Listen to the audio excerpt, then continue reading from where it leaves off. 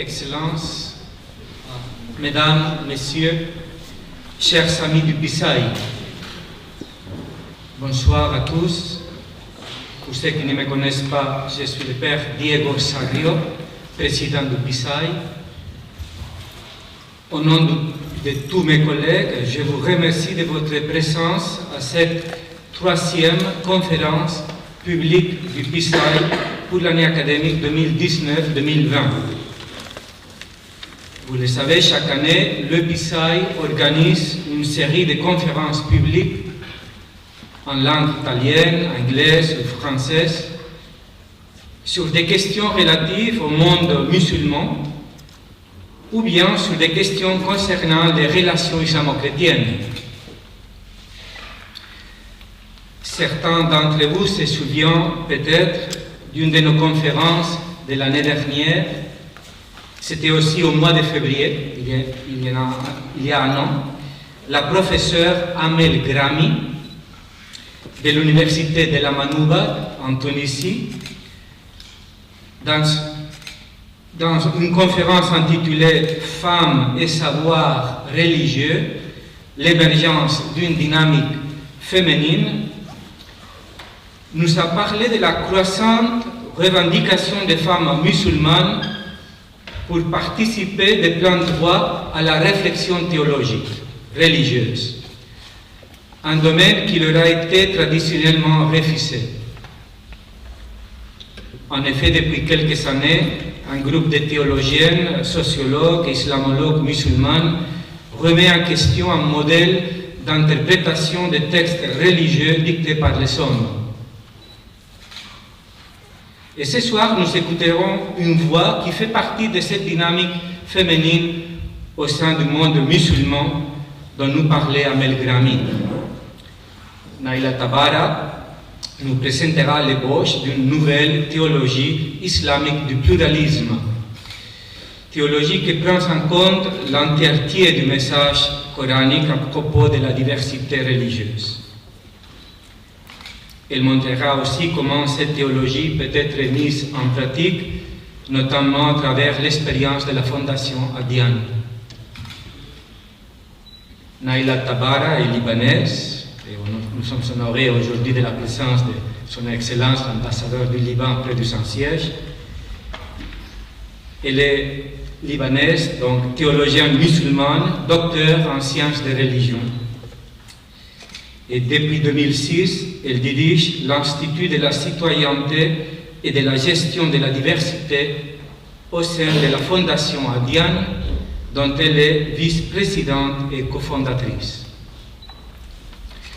Auteure de nombreuses publications, son dernier livre, L'Islam pensé par une femme, publié avec Marie Malsac, a reçu en 2019 la mention spéciale du jury pour le prix Père Jacques Hamel.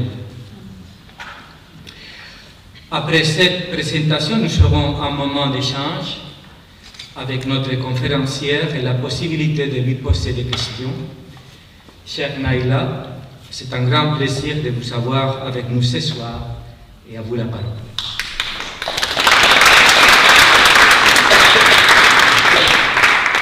Je vous remercie, Don Diego, pour cette présentation et pour l'invitation.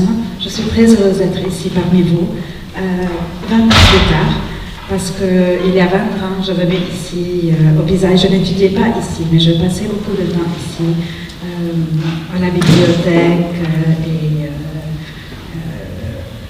oui, surtout à la bibliothèque, en fait. Et c'est il y a 20 ans, quand j'étais ici à Rome, j'étais ici dans le cadre d'une bourse d'études que j'avais reçue du Conseil pontifical pour le dialogue interreligieux, une bourse qui est donnée à des non-chrétiens pour venir étudier ici dans les universités vaticanes, qu'a commencé mon travail de recherche sur une théologie musulmane du pluralisme. Parce que c'est en vivant ici, en ayant donc des relations d'amitié avec des camarades dans les différentes universités à laquelle j'allais, où j'ai commencé à penser et à vouloir, parce que en tant que musulmane, je voulais agir et selon le Coran, selon le message de ma religion. Or, je n'avais pas de réponse claire, ou logique du moins, de la part de l'establishment religieux. Donc, pour moi, ce qui se passait au niveau des rencontres, au niveau du partage spirituel était très profond. Ça montrait qu'il pouvait y avoir une rencontre très profonde, une communion, un partage spirituel très fort. Mais j'avais besoin de le prouver par les textes. Et c'est alors à ce moment-là qu'a commencé mon travail, où j'ai essayé de récolter un peu tous les versets du Coran qui parlent de la diversité et de l'autre, bien sûr en m'attachant plus sur les religions des gens du livre, donc les chrétiens et les juifs comme ils sont mentionnés dans le Coran, mais aussi sur la question de la diversité. Lorsque je vivais ici, je n'avais pas les outils pédagogiques pour pouvoir expliquer ces versets. J'avais seulement récolté tous les versets. Parce que pour moi, il était important de ne pas prendre une partie du Coran et de laisser tomber l'autre partie. Ça veut dire qu'il y a des versets qui parlent très positivement de l'autre, il y a des versets qui parlent très positivement de la diversité, mais il y a d'autres versets qui parlent de guerre, qui parlent de méfiance. Et donc, je voulais prendre tout en considération.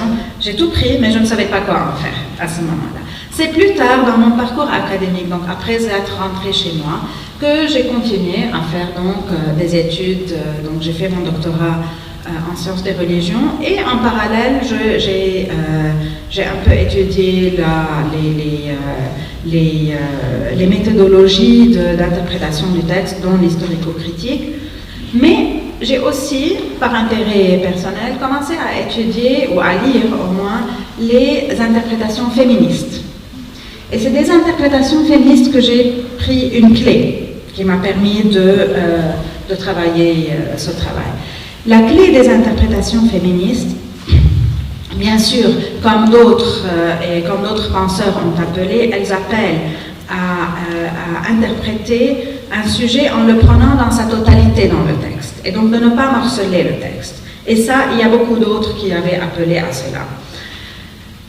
Une deuxième clé pour l'interprétation, c'est de lire les versets dans leur contexte. Et ça, c'est pas les seuls. Mais pour les féministes, quelque chose de très important, c'est d'enlever le voile qui existe entre nous et le texte. Et ce voile, c'est ce qu'on appelle les textes seconds. C'est les interprètes. En anglais, c'est unreading patriarchal interpretations of the Quran. C'est enlever cette lecture patriarcale. Et donc c'était la même chose pour moi concernant la question du pluralisme. Pour pouvoir relire les versets d'une manière nouvelle, je dois mettre de côté les interprétations qui ont été faites au Moyen-Âge. Donc tout comme pour une interprétation féministe, on a besoin de s'éloigner de l'interprétation médiévale, aussi pour une interprétation de la question donc de la diversité religieuse, on a besoin de s'éloigner des interprétations. Donc les mettre de côté parce qu'elles peuvent biaiser notre compréhension du texte. Donc regarder le texte à nouveau avec un nouveau regard pour comprendre et détacher les nœuds dans le texte.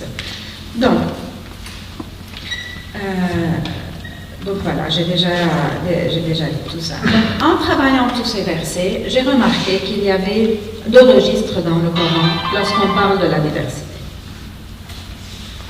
Deux niveaux. Il y a le registre du dogme, ça veut dire lorsque le Coran parle du dogme des autres religions, et il y a le registre des relations avec les autres religions.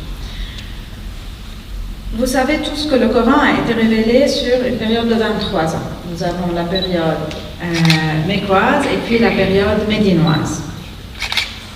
Durant les 23 ans, le registre relationnel, on va voir des fluctuations dans le registre relationnel.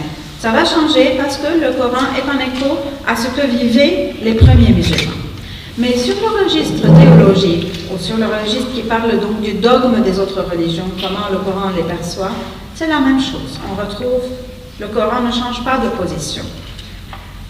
Mais ici, il y a un nœud. Alors, le nœud, nous avons d'une part des versets, comme les versets que je cite ici, qui parlent que la diversité, elle est voulue par Dieu. La sourate Yunus, donc le verset 99, si ton Seigneur l'aurait voulu, tous ceux qui sont sur la terre auraient cru.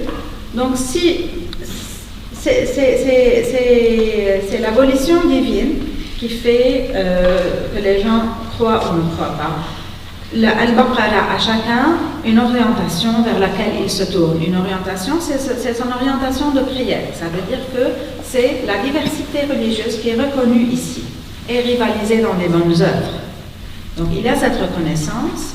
Il y a les versets dont je reparlerai qui parlent spécifiquement des juifs, des chrétiens, des sabéens, de quiconque a cru en Dieu et au jour dernier. Ces versets disent que ces personnes, sur elles, il n'y a aucune crainte, ils ne seront pas affligés. C'est-à-dire que c'est un verset qui leur promet le salut. Mais, par contre, nous avons d'autres versets, comme Al-Imran 19 ou un autre, donc, qui dit que la religion pour Dieu, c'est l'islam. Ou le verset 85 de la même sourate qui dit que celui qui professe une autre religion que l'islam, elle ne sera pas acceptée de lui. C'est là le nœud. Parce que pour réduire on peut voir qu'il y a comme une contradiction apparente entre les versets que j'ai cités avant, qui parlent de diversité qui est voulue par Dieu, et qui parlent du salut qui est promis aux gens du livre, et les versets qui disent que la religion pour Dieu c'est l'islam. Donc, si on arrive à résoudre ce nœud, on arrive à résoudre cette contradiction apparente. La tendance la plus facile, c'est l'exclusivisme. C'est dire, voilà, la religion pour Dieu, c'est l'islam, point. Et le reste, c'est des versets qu'on considère comme s'ils avaient été abrogés par ce verset-là. Or, il ne peut pas abroger les autres. Par exemple, il y a beaucoup de versets qui viennent chronologiquement après et qui parlent de diversité qui est voulue par Dieu. Donc, qui vient dans la sourate Al-Ma'ida, qui chronologiquement est une sourate qui est venue après. S'il y a abrogation, l'abrogation abroge ce qui est avant, donc pas après. Donc, on ne peut pas considérer qu'il y a abrogation. Et donc, il faudrait trouver une nouvelle manière de comprendre la religion pour Dieu, c'est l'islam. Et ce n'est pas vraiment une nouvelle manière, c'est une manière qui a été pensée avant. C'est d'expliquer l'islam au sens large, dans son sens coranique. Parce que dans le Coran lui-même, l'islam est défini comme étant la voie d'Abraham, qui est la confiance en Dieu, s'abandonner en confiance en Dieu tout en voulant faire le bien. Je vais revenir à ça. Donc la religion pour Dieu, c'est l'islam, c'est toute démarche de foi où on a une confiance en Dieu et une décision de faire le bien. Si on prend dans ce sens large, on résout le nœud ici. Une autre manière serait aussi de penser que la religion pour Dieu, c'est l'islam, pourrait être compris comme à la lumière de Nostra Aetate, de cette nouvelle manière de comprendre la relation à la vérité. Ça veut dire qu'elle peut être comprise comme si c'est la meilleure religion pour Dieu, c'est l'islam, mais cela ne contredit pas, n'empêche pas que les autres religions soient elles aussi des voies de salut. Ok? Donc c'est ici, en fait, on retrouve ici cette notion, cette explication de l'islam au sens large, avec une série donc, de versets qui sont très intéressants parce que ça parle du salut. Ceci ne dépend ni de vos désirs, ni des gens du livre.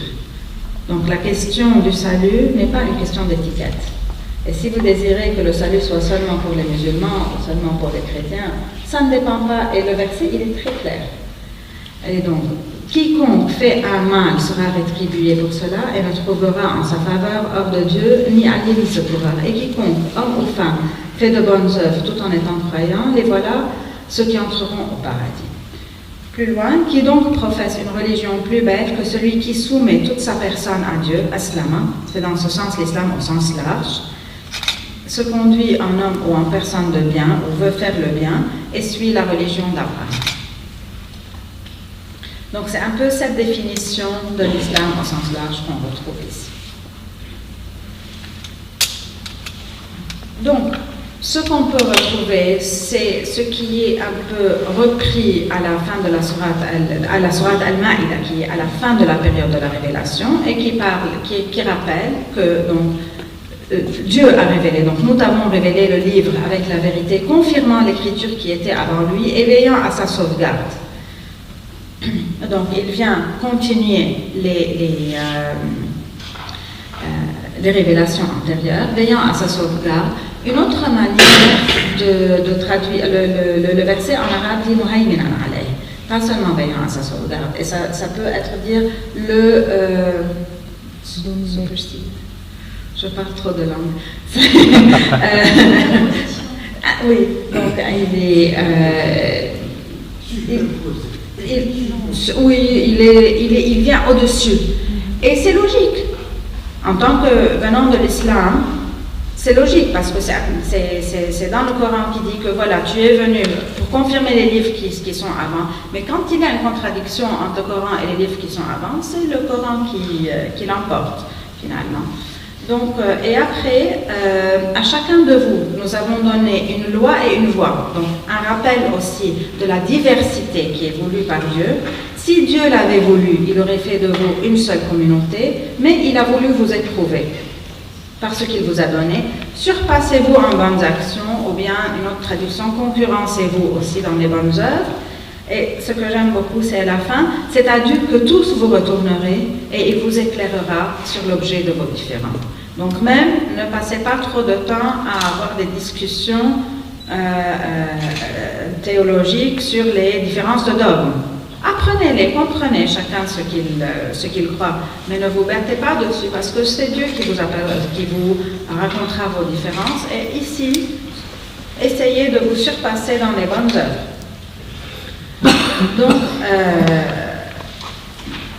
Donc, finalement, si je veux résumer, la position théologique du Coran, c'est un rappel que l'islam vient à la suite de toute une série de révélations. Toute cette série de révélations est, j'appelle ça une économie de rappel. C'est parce que Dieu nous envoie les prophètes les uns après les autres pour nous rappeler le covenant primordial lorsque nous avons dit tous, avant de venir ici, que oui, tu es notre Seigneur. Donc il nous rappelle, il nous envoie des prophètes et des livres pour nous rappeler. Et donc l'islam vient dans cette lignée. Le Coran rappelle les points communs. Et le plus important, c'est que c'est un Dieu. Donc dans la sourate Al-Ankabut, ne discutez avec les gens du livre que de la manière la plus convenable, sauf avec ceux d'entre eux qui commettent des iniquités. Dites, nous croyons à ce qui nous a été révélé et à ce qui vous a été révélé. Notre Dieu et votre Dieu ne font qu'un. C'est un seul Dieu. Parce qu'il y a des gens parfois qui disent non, nous les chrétiens et nous les musulmans, nous avons des dieux différents. Le Coran insiste que c'est un seul Dieu, mais nous avons des interprétations différentes. Et il rappelle des points de divergence.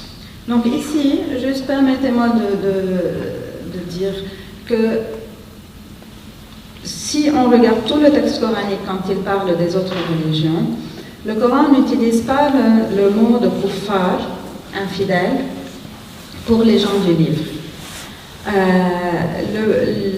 L'appellation de kuffar ou associateur, mushrikin, est utilisée pour les polythéistes de la Mecque.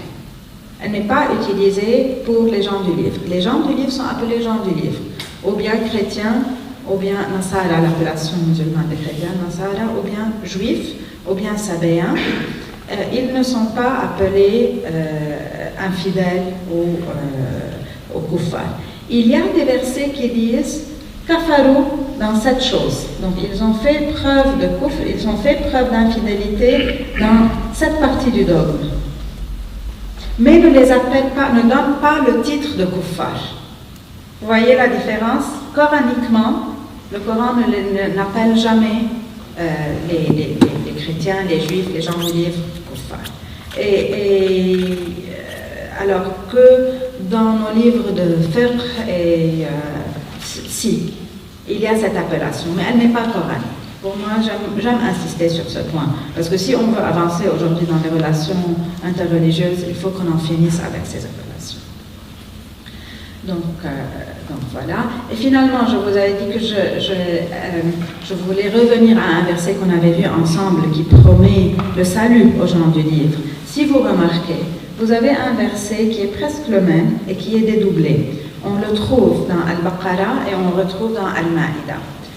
Al-Baqarah, j'aurais dû les mettre, parce que Al-Baqarah, c'est la première sourate de la période médinoise, et Al-Ma'ida, c'est la dernière. L'avant-dernière selon certains, mais moi j'insiste pour que ce soit la dernière. Donc, oui, parce qu'il y a des différences dogmatiques quand on est théologique et idéologique, je veux dire, quand on met Surat al-Tawbah après. Donc, moi j'insiste pour que al-Tawbah soit avant. Et donc, pour Mahmoud Ayoub, cette répétition, c'est comme il l'appelle comme les parenthèses. Ça veut dire que durant toute la période, maintenant je vais en venir, durant toute la période entre le premier, la Surat al-Baqarah et Surat al-Ma'ida, il va y avoir de la violence, il va y avoir du sang, il va y avoir de très mauvaises relations, mais qu'entre les deux, je veux dire, d'un côté, de part et d'autre, il y a ce rappel que les gens du livre, ils ont le salut. Et donc, on reprend le salut à la fin pour les gens du livre, et c'est pour montrer que le fin mot du Coran va dans ce sens, que le salut est promis aux gens du livre. Donc maintenant, je vais aller au registre relationnel. Donc ça, c'est au niveau du dogme.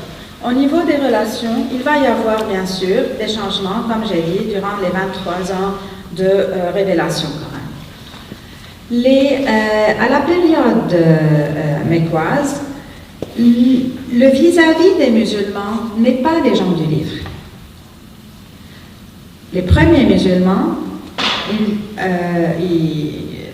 les personnes qui sont en face d'eux, c'est les polythéistes de la Mecque, pas les gens du livre. Il y a des rencontres, bien sûr, avec certains chrétiens, avec certains juifs, mais pas de relations directes comme ce sera autant à la période médinoise. À la période médinoise, les musulmans vont arriver et il y a des tribus juives qui sont à Médine. Et là, la dynamique va changer. Donc à la période mécoise, ce qu'on a, nous avons un rappel des gens du livre. Mais la fonction, si vous voulez, du rappel des gens du livre dans la première période, c'est de donner un push, une persévérance aux premiers musulmans. Pour leur dire que voilà, si vous êtes en train d'être persécutés maintenant, les gens du livre ont été persécutés avant vous, parce qu'ils croyaient en Dieu comme vous. Et donc, ayez le courage de continuer de persévérer. Donc c'est un peu dans ce sens, par exemple, nous avons Surat al-Buruj, qui parle de chrétiens qui ont été brûlés.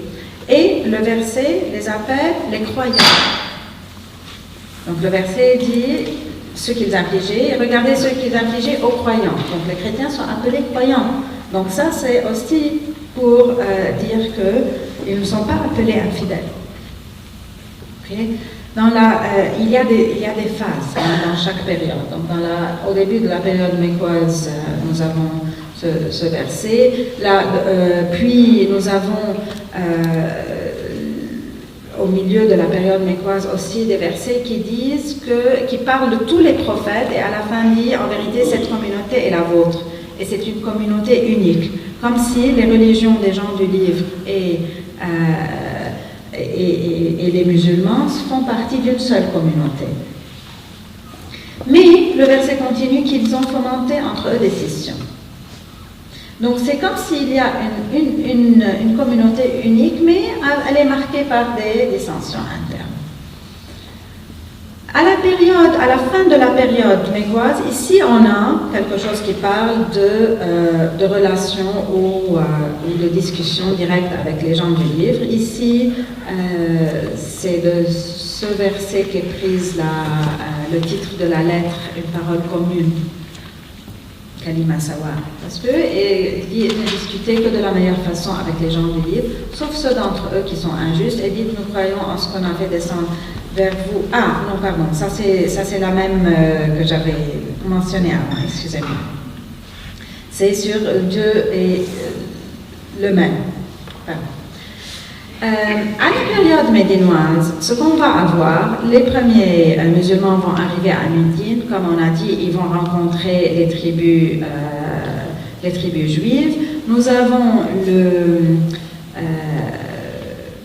comment ça s'appelle, le pacte de Médine qui a été fait par le prophète à cette période-là et qui considère que les tribus juives, du moins une, et les musulmans sont une seule communauté.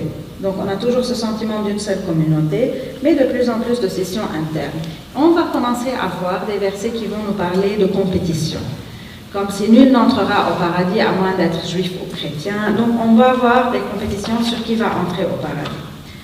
Puis après, on va avoir de plus en plus de... c'est ici, pardon, que vient la parole commune.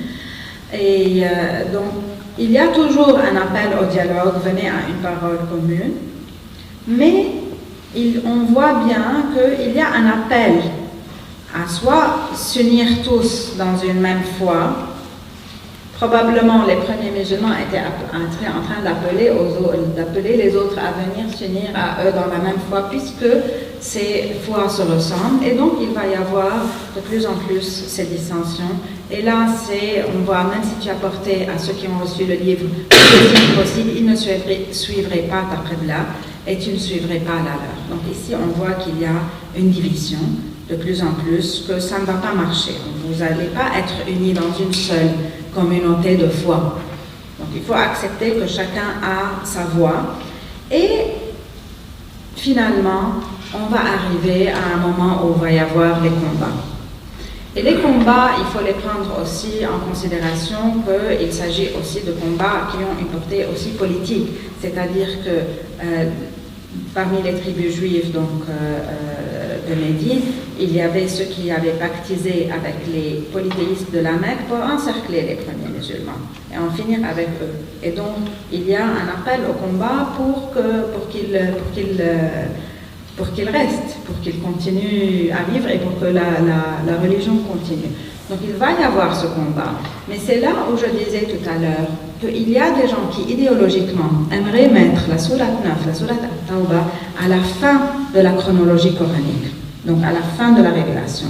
Or, si c'est comme ça, ça serait le fin mot du Coran serait d'aller combattre. Alors que ce n'est pas vrai. La sourate At-Tawbah, elle est avant, 2 ans au moins avant la fin. Et donc, c'est suivi par la sourate Al-Ma'ida et par d'autres sourates, par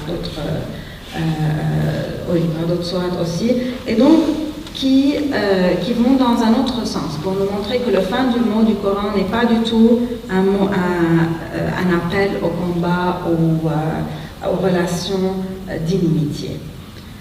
Donc c'est pour ça que j'ai pu déceler, en travaillant sur tous ces versets, qu'il y a en fait 3 phases coraniques et pas 2. D'habitude, on parle de 2 phases coraniques, période mécoise et période médinoise. Dans le travail, du moins, sur les versets qui parlent de l'autre, j'ai remarqué qu'il y a 3 phases. Parce que la première phase, c'est la mécoise, la deuxième, la médinoise. La troisième phase, en fait, c'est une phase d'ouverture. Et la première phase du Coran, le Coran s'adresse aux gens en parlant aux hommes, Ya Ayyuhannas. La deuxième phase, la phase médinoise, ô vous les croyants. La troisième phase parle aux deux. Utilise ô vous les croyants et ô vous les gens. Donc utilise les deux. Dans cette troisième phase, on va avoir de nouveau des versets qui parlent de diversité.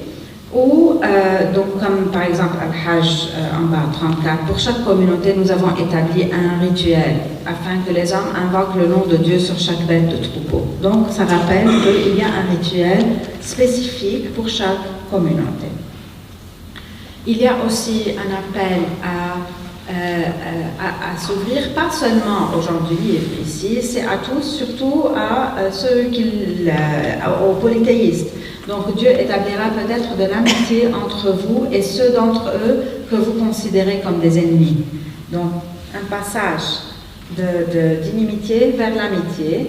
C'est le verset qui dit que Dieu ne vous interdit pas d'excuser et de traiter avec équité ceux qui ne vous ont pas combattu à cause de votre foi.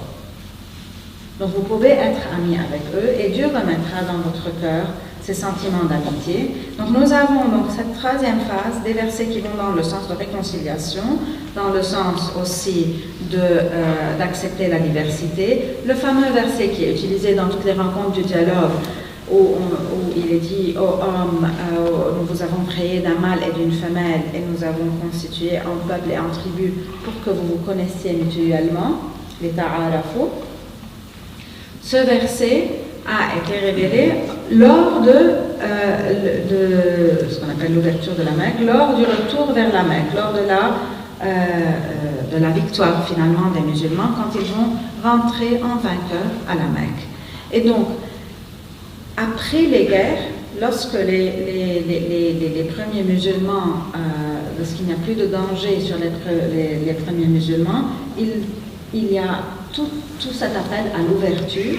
Il va être continué donc avec l'entrée à la Mecque. Et puis après, nous avons finalement dans la sourate Al-Ma'ida les versets qui reprennent celui-là que nous avons lu avant, qui reprennent que Dieu a voulu la diversité, de nous surpasser dans les bonnes œuvres et de ne pas perdre notre temps dans les discussions dogmatiques, disons, sur nos divergences dogmatiques, parce qu'on retournera à Dieu. Et puis, aussi des versets qui parlent de la nourriture des gens du livre qui est permise, et puis qui parlent de mariage avec les gens du livre. Donc, finalement, le fin mot du Coran, c'est un mot d'ouverture, de réconciliation, bien qu'il y ait eu avant des moments dans le Coran où nous avons des relations qui sont tendues, des relations de méfiance ou de guerre. Mais dans le contexte, et si on les lit dans la chronologie coranique, on peut les comprendre dans le contexte lui-même, et que ce n'est pas le fin du mot du Coran, ce n'est pas la finalité du message coranique dans ce sens. Donc ça, c'est une théologie sur laquelle moi j'ai travaillé. Bien sûr, donc elle se trouve dans le livre L'Hospitalité divine, qu'on a coécrit avec le père Fadi Daoud à Adiane. Et bien sûr, donc nous essayons de répandre un peu ce qui existe dans ce livre, dans nos cours, mais nous essayons aussi à Adiane d'œuvrer à côté. Parce que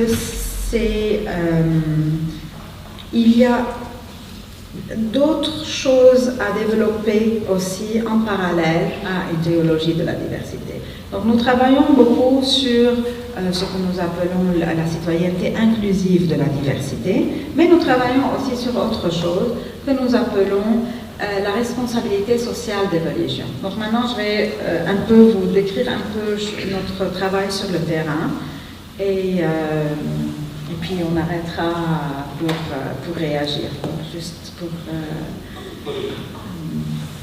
pour changer un peu donc, de registre, aller un peu sur le travail sur le terrain. Donc à Adiane, nous avons pensé que pour éduquer à la citoyenneté inclusive de la diversité, pour éduquer à la connaissance, à l'ouverture à l'autre et à l'acceptation de la diversité, l'important c'était de travailler sur ce concept de responsabilité sociale des religions, dans le sens où les religions sont responsables non seulement de leur propre communauté. Si les religions sont responsables de certaines valeurs, elles sont responsables de ces valeurs pour tout le monde. Donc rappeler cela aux instances religieuses et travailler avec elles pour inclure cela dans leur éducation. nous avions lundi une conférence donc sur l'éducation religieuse et on disait que généralement l'éducation religieuse se confine à ma relation avec Dieu et ma relation avec mon frère ou ma sœur de la même religion. Mais que si on veut aller plus loin, il faudrait intégrer dans l'éducation religieuse les valeurs de la vie publique, les valeurs de la citoyenneté, les valeurs de l'ouverture.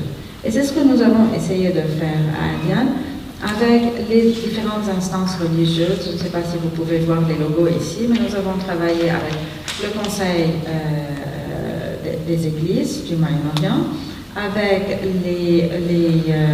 les instances religieuses sunnites, chiites et druzes. Et durant 3 ans, en fait. Et nous avons eu des groupes de travail, un groupe de chercheurs donc, musulmans et un groupe de chercheurs chrétiens. Donc c'est des hommes de religion, dans chaque groupe il y avait une femme. Et pour essayer de développer des cours qui peuvent être utilisés pour les enfants, chez les chrétiens et chez les musulmans, donc à part, chacun seul, qui puissent intégrer dans l'enseignement des valeurs de la vie publique, comme les valeurs ici, nous avons l'acceptation de l'autre. Donc on ne parle pas vraiment de théologie du pluralisme ici, mais juste d'acceptation de l'autre, de la diversité, et le bien commun, la dignité humaine, la réconciliation, la responsabilité, l'amana, ces questions-là, les intégrer dans l'éducation religieuse. Donc nous avons fait 2 livres finalement avec des cours qui peuvent être intégrés dans l'éducation religieuse. Suite à cela, nous avons voulu travailler sur un guide qui aussi intègre des valeurs pareilles pour les imams. Le groupe, et vous voyez le professeur Adnan Mouflane dans la photo, le groupe il est assez, donc des personnes de plusieurs pays, même de plusieurs dénominations religieuses à l'intérieur de l'islam, donc sunnite, chiite, ibadite. Dans l'autre projet, on avait sunnite, chiite, druze pour les musulmans et on avait les différentes églises aussi pour les chrétiens. Donc toujours essayer d'avoir aussi la diversité interne.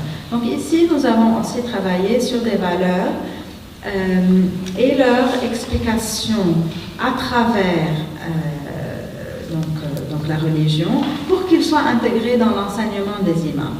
Pour nous,